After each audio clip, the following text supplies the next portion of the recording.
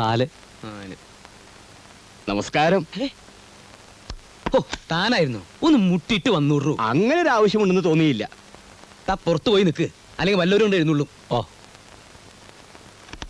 നാളെ തന്റെ മഞ്ഞപത്രത്തിൽ വരുവടോ, മന്ത്രി വേളയിൽ ചാണ്ടിയുടെ തലയിൽ നോട്ടുകൊണ്ട് അഭിഷേകം എന്നൊക്കെ. ഒന്ന് ചുമ്മാ ഇരു സാറേ. അങ്ങനെ വലുതും ഇന്നേ വരെ എന്റെ പത്രത്തിൽ വന്നിട്ടുണ്ടോ? അങ്ങനെ അങ്ങോട്ട് തീർത്ത് പറയാൻ പറ്റില്ല. താ എനിക്കെതിരായ ചില ഒളിയമ്പുകൾ വിട്ടതൊന്നും ഞാൻ അറിയാതിരുന്നിട്ടില്ല. അല്ല, ഇനി അഥവാ അങ്ങനെ വലുതും വന്നിട്ടുണ്ടെങ്കിൽ അത് വല്ല അച്ചടിപ്പശകായിരിക്കും. അങ്ങനെയുള്ള അച്ചടി പെശക ഈ പെശകെന്ന് പറയണത്. അത് വെച്ച് വലിയ കളി കളിക്കണ്ട. അതൊക്കെ പോട്ടെ, എങ്ങനെയുണ്ടോ തന്റെ പത്രത്തിന്റെ ഓട്ടം? 500, 1000 അത് ഒരെണ്ണോ? അയ്യോ, 1,00,000 കവിയും. തുടങ്ങിയിട്ട് ഇന്ന് വരെയുള്ള കണക്കല്ല ഞാൻ ചോദിച്ചത്. ഓ, സാറിന്റെ ഒരു തമാശ. എടോ അമ്പലക്കള്ള, തനിക്ക് ബിൽഡിംഗ് പണിയുണ്ട്, അബ്കാരിയുണ്ട്, എസ്റ്റേറ്റ് ഉണ്ട്. പിന്നെ എന്തിനാടോ ഈ കടലാസിന്റെ വില പോലും കിട്ടാത്ത ഈ പത്രം കൊണ്ട് നടക്കുന്നത്? അതുള്ളത് കൊണ്ടാണല്ലോ സാറേ കഥയിൽ മുട്ടാതെ അകത്ത് കയറാൻ കഴിഞ്ഞത്. ആ, ശരി ശരി, അതൊക്കെ പോട്ടെ. ഇപ്പൊ തന്റെ വരവിന്റെ ഉദ്ദേശം എന്താ? അത് പിന്നെ ഇതിൽ വെക്കല്ലേ, ഇത് എണ്ണിതാ. അവിടെ 1 2 3 4 5 അല്ലേ? ആ, അത് പോട്ടെ. എടോ, താൻ ഇന്നാളൊരു ബ്ലേഡിന്റെ കാര്യം പറഞ്ഞില്ലേ? ഫോറിൻ ബ്ലേഡിന്റെ അല്ലേ എന്റെ അളിയൻ ദുബായിന്ന് കൊണ്ടുവന്നത്? സാറിന് വേണോ? എന്തിനാ? കഴുത്തറുത്ത് ചാവാനാ? എടോ, ബ്ലേഡ് കമ്പനി. ഓ, ദേവസ്യാന്റെ ബാങ്ക്. ഏത് ദേവസ്യേട്ടൻ? ഗോപുരം ചിറ്റ് ഫണ്ട്സിന്റെ ഉടമസ്ഥൻ, ഞങ്ങളുടെയൊക്കെ ദൈവം. ദൈവോ? അതെ, ലേലത്തിനൊക്കെ പോകുമ്പോ 10 or 20 ലക്ഷം മറക്കണമെങ്കിൽ അയാളെ ഉള്ളൂ. ചെവി അയാളുടെ ഇടപാടെങ്ങനെ വിശ്വസിക്കാവോ? ഭംഗി വാക്ക് പറയല്ല, എന്നേക്കാൾ വിശ്വസിക്കാം. താൻ അയാളെ ഒന്ന് വിളിച്ചു പറ, എനിക്ക് അയാളെ ഒന്ന് കാണണം. ഇപ്പൊ തന്നെ പറഞ്ഞേക്കാം.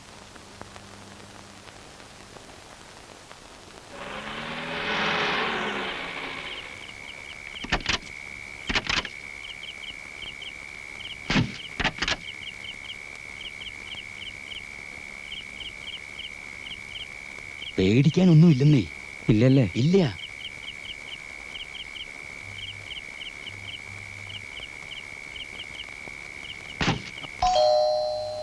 വന്നു എന്നാ തോന്നണേ. കർത്താവെ, മാല വാങ്ങാൻ പോയ കുരിശനെ കാണാനല്ലോ. അപ്പാ ക്ഷമിക്കണേട്ടാ, ആ വാതിൽ തുറന്നു കൊടുത്തേ. വാ.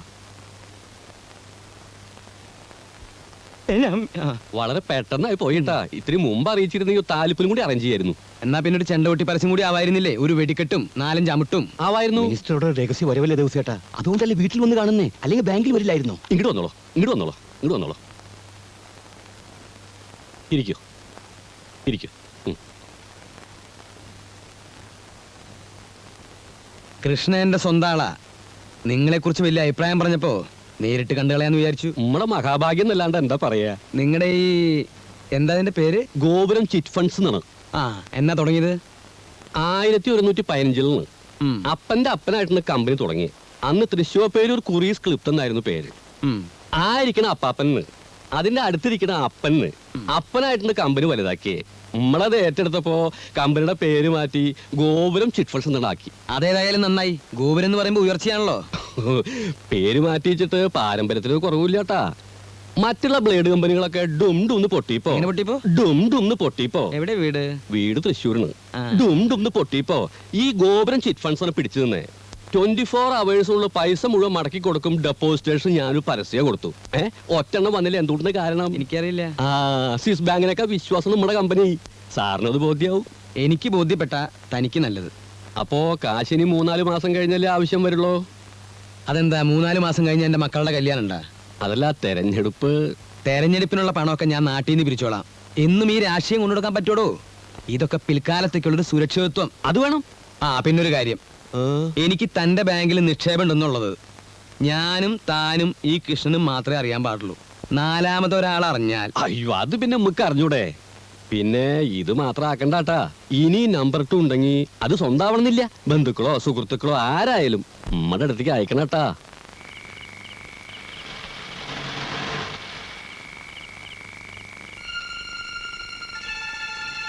അപ്പൊ എല്ലാം പറഞ്ഞു പോ.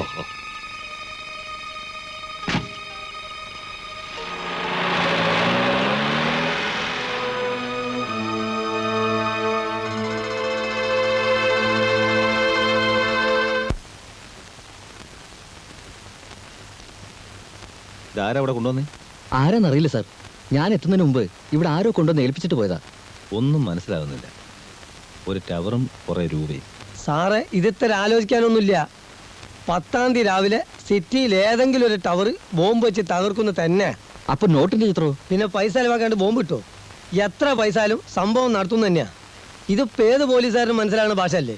എടോ, ഈ ടവറിന്റെ പടം ഉണ്ടെന്ന് കരുതി അത് ടവർ തന്നെ ആണെന്നുണ്ടോ? അക്കാര്യത്തിൽ ചതിവുണ്ടാവില്ല. ഈ കള്ളന്മാര് പൊതുവെ സത്യസന്ധരായിരിക്കും. ഇയാൾ എവിടുന്ന് വന്നത്? നിങ്ങൾ എന്ത് മണ്ടത്തരമാണ് ഈ പറയുന്നത്? ഈ ടവറിന്റെ പടം കണ്ട ഉടനെ ഗോപുരം ചിട്ടിയ ഫണ്ട്സ് ആണ് കള്ളൻ ഉദ്ദേശിച്ചിരിക്കുന്നതെന്ന് നിങ്ങൾക്ക് എങ്ങനെ പറയാൻ തോന്നി? സർ, ടവറുമായി നേരിട്ട് ബന്ധമുള്ള ഒരു കാര്യമാണെങ്കിൽ ഇങ്ങനൊരു സൂചന വരില്ലല്ലോ. എന്തുകൊണ്ട് തന്നുകൂടാ? ലൂസി പറയാറുള്ളത് പോലെ കോമൺ സെൻസ് ഇല്ലാത്തവരാണ് ഇവിടെ പലരും. ആ, ഒരു കാര്യം ചെയ്യും, സിറ്റിയിലുള്ള എല്ലാ ടവറുകൾക്കും ശക്തമായ പോലീസ് കാവൽ ഏർപ്പെടുത്തണം. സർ, പറയുന്നത് അനുസരിക്കാൻ പഠിക്കണം ആദ്യം. പിന്നെ നിങ്ങൾക്ക് നിർബന്ധമാണെങ്കിൽ 2 പോലീസുകാരെ ആ ചിറ്റ് ഫണ്ട്സിന് മുമ്പ് നിർത്തിയേരെ. അതല്ല സർ. Don't confuse me.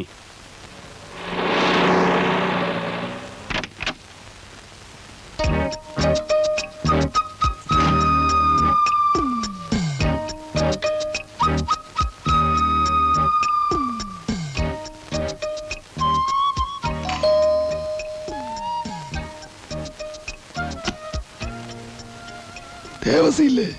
ഏ? ദേവസി എവിടുന്നാ? ഞാൻ കുറച്ചു മുമ്പ് ഫോൺ ചെയ്തിരുന്നു. Retired superintending engineer Ramakrishnan. ആ, ഇവിടെ പറഞ്ഞിരുന്നു. വരൂ, ഇരിക്കൂ.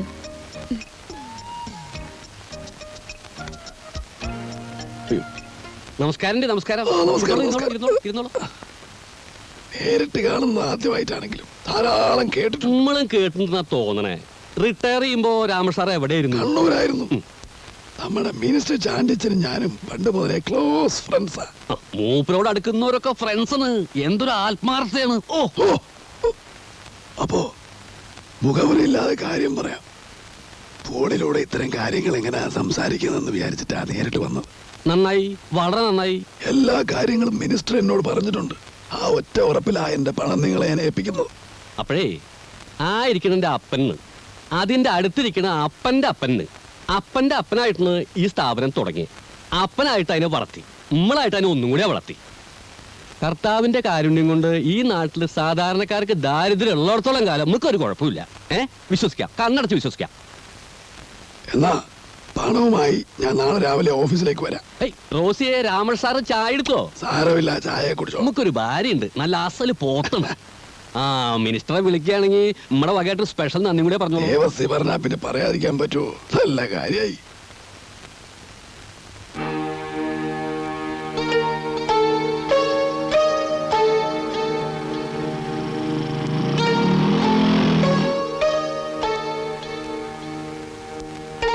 ഈ പോലീസുകാർക്ക് വേറെ പണിയില്ല. ബാങ്ക് കൊള്ളടിക്കാൻ പോണ്ട് പറഞ്ഞിട്ട് കാലത്ത് തൊട്ട് നിൽക്കണം. പൂമക്കത്ത് കിട്ടിണ്ടത്രേ. നമ്മളിത് എത്ര കണ്ടതാണ്. വിമാനത്തിലും തീവണ്ടിയിലൊക്കെ ബോംബ് ഉണ്ട് എന്ന് പറഞ്ഞിട്ട് മനുഷ്യന്മാരെ പേടിപ്പിക്കാറുണ്ടല്ലോ. എന്നിട്ട് ഓലപ്പട കൂടി പൊട്ടുന്നില്ല. എന്റെ സംശയം അതല്ല ദേവസ്വം. എന്തുകൊണ്ട്? ആ ഇൻസ്പെക്ടർക്ക് 2 എല്ല് കൂടുതലാ. ഇവിടെ പലരും വരുന്ന സ്ഥലമല്ലേ, അവരാരൊക്കെയാണെന്ന് അറിയാനുള്ള വേലയായിരിക്കും. അതായുള്ള മനസ്സിലിരിക്കുള്ളൂ. എന്നാലും അത്താഴം മുടക്കാൻ നീർക്കോലി പോരെ. അത്താഴം മുടക്കാൻ അങ്ങോട്ട് വരട്ടെ. എടോ, ഈ കേരളം എന്ന് പറഞ്ഞത് ഈ സിറ്റിയിൽ മാത്രം ഒതുങ്ങണമല്ല. ഇവിടെ ഉള്ളവരുടെയൊക്കെ ഹെഡ് ഓഫീസ് തെക്കാണ്. അവിടെ ഉണ്ട് ദേവസ്വക്കുട്ടിക്ക് ഇഷ്ടം പോലെ സേവകന്മാര്. ആനയെ പേടിച്ചിട്ടില്ല, പിന്നെയാണ് ആനപ്പിണ്ടം. അതൊക്കെ ചേട്ടന്റെ കാര്യം. പിന്നെ ഇന്ന് രാത്രി ഞാൻ കണ്ണൂർക്ക് പോകും. നാളെ അവിടെ ലേലമാ. പണത്തിന് എന്തെങ്കിലും ആവശ്യം വന്നാ ബാക്കി പറയണ്ട. എടോ, തന്നെ ഇതുവരെ നമ്മൾ ബുദ്ധിമുട്ടിച്ചിട്ടുണ്ടാ? അതില്ല, എങ്കിലും കരുതിയിലും കൂടുതൽ വരാൻ സാധ്യതയുണ്ട്. ആ അമ്പലക്കാടൻ എന്നെ അബ്കാരി രംഗത്ത് തന്നെ തട്ടാൻ നോക്കിയിരിക്കുക. അതൊന്നും ഇല്ലാന്നേ. അമ്പലക്കാടിന്റെ വഴി, രവിക്ക് രവിയുടെ വഴി, അത്രേ ഉള്ളൂ. ഉദാഹരണമോ അത് വലിയ ശല്യായില്ലോ നേരം വിളിച്ചപ്പോ. ഹലോ, ഞാൻ അവിടെ എന്തെങ്കിലും കുഴപ്പമുണ്ടോ? ചുറ്റും പോലീസൊക്കെ നിൽക്കുന്നുണ്ടല്ലോ. ഈ പോലീസുകാർക്ക് വട്ടാണ്. സാർ അതൊന്നും നോക്കണ്ട, അങ്ങോട്ട് പോന്നോളോ. അല്ല, പ്രശ്നം എന്തെങ്കിലും ഉണ്ടെങ്കിൽ പിന്നീട് എപ്പോഴെങ്കിലും ആവാം. ഒരു പ്രശ്നമില്ലെന്നേ. ഓരോ കാര്യത്തിനും ഓരോ സമയമുണ്ട്. അത് അപ്പനായിട്ട് പഠിപ്പിച്ചിട്ടുള്ളതാണ്. ഇപ്പൊ ചെയ്യേണ്ടത് ഇപ്പോ, പിന്നെ ചെയ്യേണ്ടത് പിന്നെ. ആ, ശരിയാ, വളരെ ശരിയാ. ഞാനിപ്പോ എത്താം.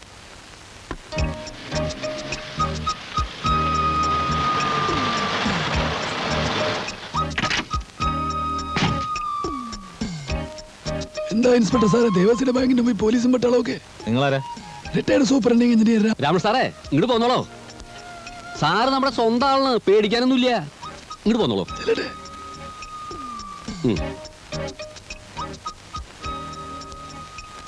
വന്നോളൂ വന്നോളൂന്നേ. ഇവറ്റകളെ കൊണ്ട് തോറ്റൂന്നേ. കാലത്ത് തൊട്ട് വന്ന് നിൽക്കണം നിപ്പാണ്. ഈ പോലീസിന് ഇത്ര ബുദ്ധിയില്ലേ? ബുദ്ധിയില്ലാത്തോണ്ടല്ല, ചിലപ്പോ അവരുടെ കണക്കൂട്ടില് തെറ്റും. അതാണ് അതാണ്. വന്നോളൂ. എല്ലാം നമ്പർ 20 ആണല്ലോ.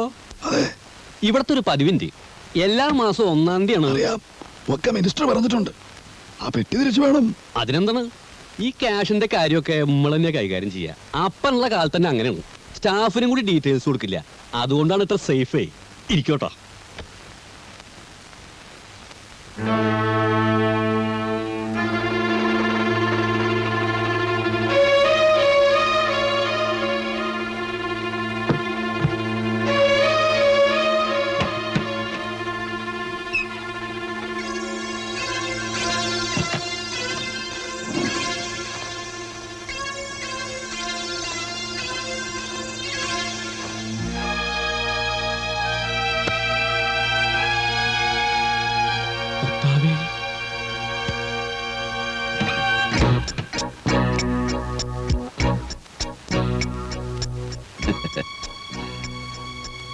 ഒരുപാട് പേര് ഒരു നേരത്തെ ആഹാരത്തിന് പോലും ബുദ്ധിമുട്ടുമ്പോൾ ഇവിടെ ഇത്രയും കള്ളപ്പണം പൂഴ്ത്തി വയ്ക്കുന്നത് തെറ്റല്ലേ ദേവസി?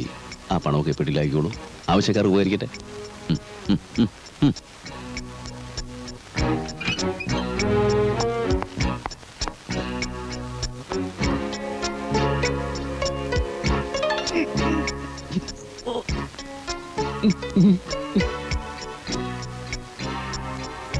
പുറത്ത് പോലീസ് ഉണ്ടെന്ന് വിചാരിച്ച് ബഹളം വയ്ക്കാൻ നിന്നാ നഷ്ടം എനിക്കല്ല, തനിക്കാ.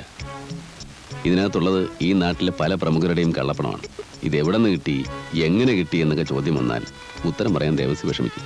അതുകൊണ്ട് ആലോചിച്ച് തീരുമാനമുള്ളൂ. ദാ ഇതിവിടെ ഇരിക്കട്ടെ, ഒരു ധൈര്യത്തിന്. കുട്ടികളില്ലേ വീട്ടില്, കളിക്കാൻ കൊടുക്കാം. കളിത്തോക്ക പോട്ടെ. വരട്ടെ സാറേ. പോലീസുകാരുടെ ഓരോ കഷ്ടപ്പാടേ.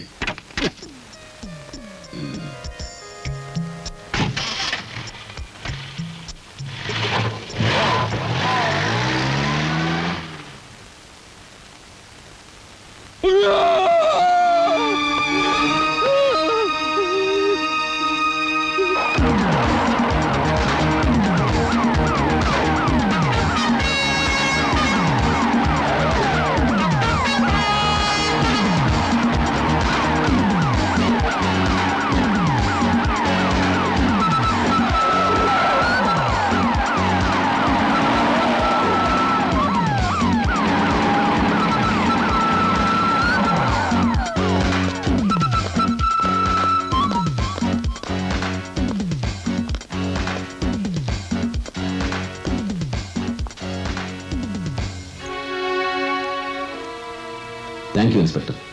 ഈ കാർ ഞാൻ റെയിൽവേ സ്റ്റേഷനിൽ നിന്ന് എടുത്തതാണ്. ഇത് അവിടെ തന്നെ എത്തിച്ച ഉപകാരം.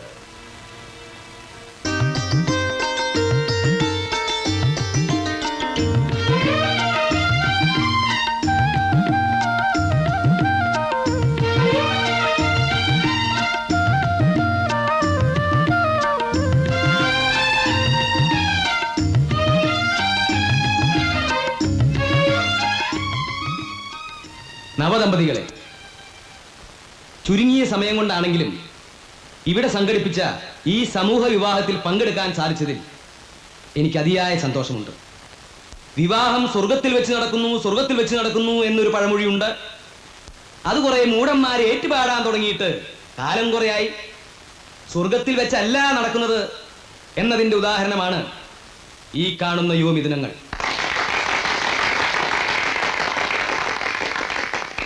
ഞാൻ ഇതിന്റെ സംഘാടകരോട് അന്വേഷിച്ചു, ആരാണ് ഈ യുവമിഥുനങ്ങൾക്ക് സ്വർണ്ണാഭരണങ്ങളും പുടവകളും സംഭാവന നൽകിയതെന്ന്. കേട്ടപ്പോ എന്റെ കണ്ണ് നിറഞ്ഞു. സ്വന്തം പേര് പോലും പുറത്തു പറയാൻ ആഗ്രഹിക്കാത്ത ഒരു മനുഷ്യ സ്നേഹി, ക്രിസ്തുദേവനെ പോലെ, കൃഷ്ണ ഭഗവാനെ പോലെ, മുഹമ്മദ് നബിയെ പോലെ ആദർശശാലിയായ കേവലം ഒരു നിസ്സാര മനുഷ്യൻ. അജ്ഞാതനായ ആ സുഹൃത്തിന് ആയുസ്സും ആരോഗ്യവും നേർന്നുകൊണ്ട്, ആ പാദങ്ങളിൽ നമസ്കരിച്ചുകൊണ്ട് ഈ സമൂഹ വിവാഹം ഞാൻ ഉദ്ഘാടനം ചെയ്യുന്നു.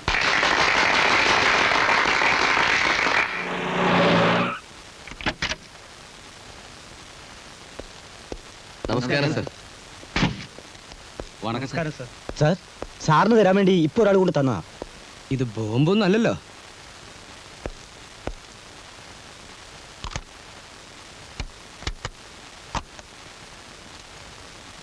ക്രിസ്തുദേവനെ പോലെ, കൃഷ്ണ ഭഗവാനെ പോലെ, മുഹമ്മദ് നബിയെ പോലെ ആദർശശാലിയായ കേവലം ഒരു നിസ്സാര മനുഷ്യൻ. അജ്ഞാതനായ ആ സുഹൃത്തിന് ആയുസ്സും ആരോഗ്യവും നേർന്നുകൊണ്ട് ആ പാദങ്ങളിൽ നമസ്കരിച്ചുകൊണ്ട് ഈ സമൂഹ വിവാഹം ഞാൻ ഉദ്ഘാടനം ചെയ്യുന്നു. ബഹുമാനപ്പെട്ട മന്ത്രി, നിങ്ങൾ ആയുസ്സും ആരോഗ്യം നേർന്നത് നിങ്ങൾക്ക് വേണ്ടി തന്നെയാണ്. നിങ്ങൾ പുകഴ്ത്തിയതും നമസ്കരിച്ചതും നിങ്ങളെ തന്നെയാണ്. നിങ്ങൾ ഗോപുരം ചിട്ടി ഫണ്ട്സിൽ നിക്ഷേപിച്ച കള്ളപ്പണം എടുത്താണ് ആ സമൂഹ വിവാഹത്തിന് സംഭാവന നൽകിയത്. കള്ളപ്പണത്തിനെതിരെ വാതോരാതെ പ്രസംഗിക്കുന്നതല്ലയോ മന്ത്രി? നിങ്ങൾക്ക് സന്തോഷിക്കാം. നിങ്ങളുടെ പണം കുറെ പേർക്ക് ജീവിതം നൽകിയെന്ന്.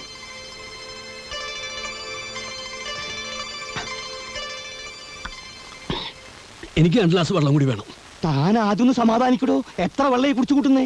എങ്ങനെ സമാധാനിക്കാന്ന്? അപ്പന അപ്പാപ്പന്മാരായിട്ട് ഉണ്ടാക്കിയ പേര് നമ്മൾ കളഞ്ഞില്ലേ? എന്നാലും തനിക്കിങ്ങനെ പറ്റിയല്ലോ എന്ന് ആലോചിക്കുമ്പോഴാ. ഹേയ്, ഇങ്ങനെ പറ്റിയെന്ന് പറഞ്ഞാ ഇപ്പൊ നമ്മള് 2 ആളിങ്ങനെ നിക്കണു. നെയ്യെ എന്റെ പിന്നിൽ കൂടെ വന്നിട്ട് എന്റെ തല കൊയ്യെന്ന് വിശ്വസിക്കാൻ പറ്റുമോ? അവനെ കണ്ടാൽ തോന്നില്ലെന്നേ. ആ നോട്ടം, ആ ഭാവം, ആ സംസാരം നല്ല സ്റ്റൈലിന്ന് ബാങ്കിന്റെ മുമ്പിൽ വെച്ചിട്ട് ആ സർക്കിൾ ഇൻസ്പെക്ടർ തടഞ്ഞു. നമ്മള് 2 കൈ നീട്ടി കൊണ്ടുവരണ്ടായി. ആ സർക്കിളിന് ഒതുക്കാൻ എന്തായാലും ഇത് ഉപകരിക്കും. ഈ സംഭവം വെച്ചുകൊണ്ട് ഞാൻ അയാളൊരു പാഠം പഠിപ്പിക്കും. വെള്ളം എനിക്ക് 2 ഗ്ലാസ് വെള്ളം കൂടി വേണം.